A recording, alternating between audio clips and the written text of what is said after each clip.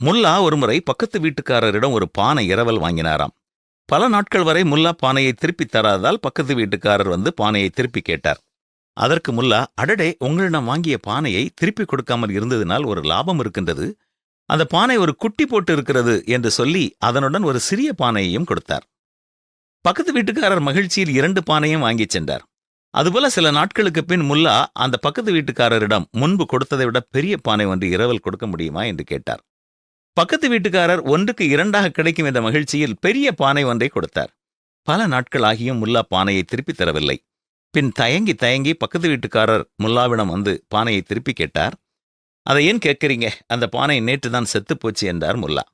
கோபமடைந்த பக்கத்து வீட்டுக்காரர், என்னது, என்னை இழிச்சவாயன் என்று நினைத்தாயா? பானை எப்படி செத்துப்போகும் என்று கோபமுற்றார். அதற்கு முல்லா, பானை குட்டி போட்டதை நம்பும்போது ஏன் செத்துப்போனதை நம்ப முடியாது என்று முல்லா கேட்டதும் பக்கத்து வீட்டுக்காரர் தலைகுனிந்து சென்று விட்டார்.